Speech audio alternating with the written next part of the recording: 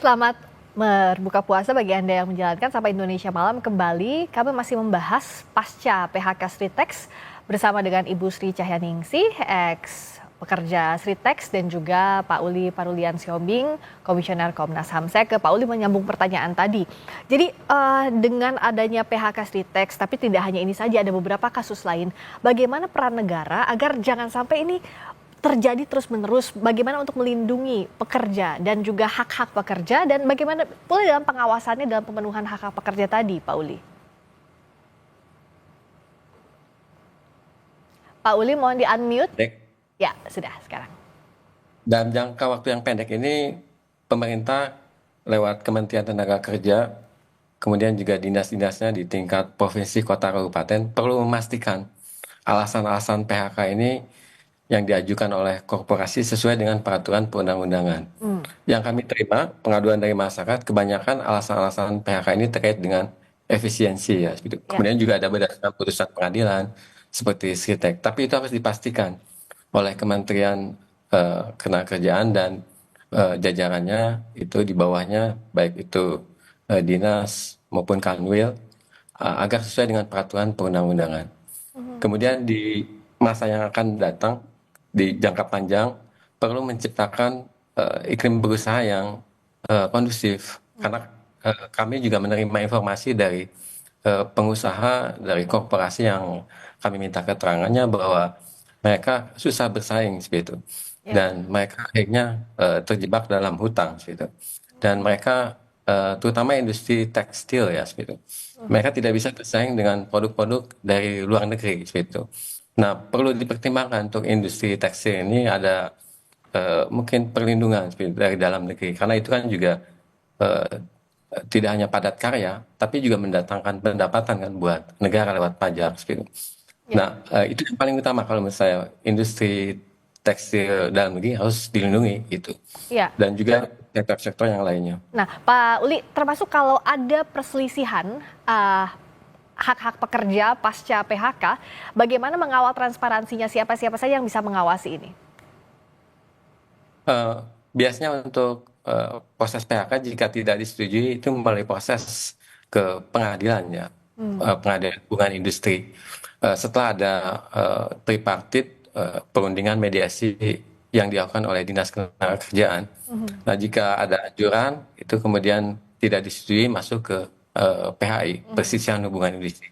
Nah, ini perlu transparan dari proses tripartit sampai dengan putusan pengadilan PHI. Itu perlu transparan, independen untuk menguji apakah betul-betul alasan PHK-nya itu sesuai dengan peraturan perundang-undangan. Tadi apakah efisien, apakah berdasarkan putusan pengadilan niaga misalkan. Itu butuh transparansi, terutama biasanya terkait dengan laporan keuangan dari perusahaan. Apakah sudah proper laporan keuangan perusahaan ini nanti diuji oleh proses tadi lewat tripartit maupun nanti masuk ke PHI. Nah, itu dari awal dari eh, proses internal di perusahaan sampai putusan pengadilan harus betul-betul transparan gitu. Ya. Untuk menguji apakah PHK-nya sesuai dengan undang-undang atau tidak. Nah, itu. Oke. Nah, kalau dari Ibu Sri, kami semua yakin ini masa yang amat sulit untuk Ibu Sri di Ramadan juga jelang Lebaran. Apa yang jadi harapan terbesar Ibu dengan kawan-kawan saat ini, Bu?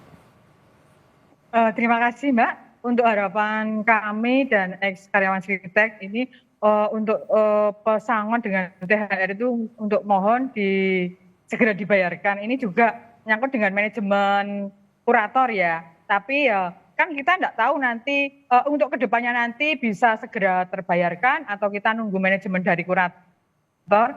Ini kepada Bapak Uli kita berharap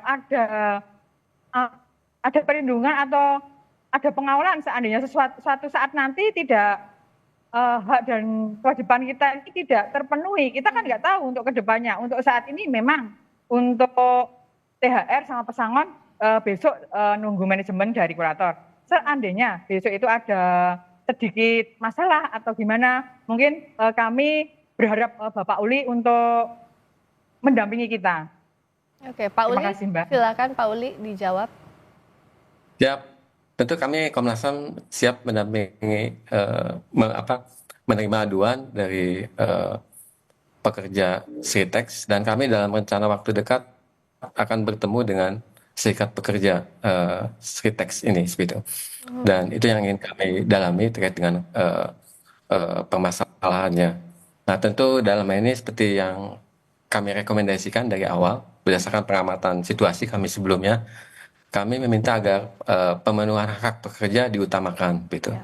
Nah, tidak hanya terkait dengan hak-hak normatif, tapi terkait dengan tunjangan-tunjangan sosial dan Ya. tunjangan hari raya. Nah, itu yang paling utama.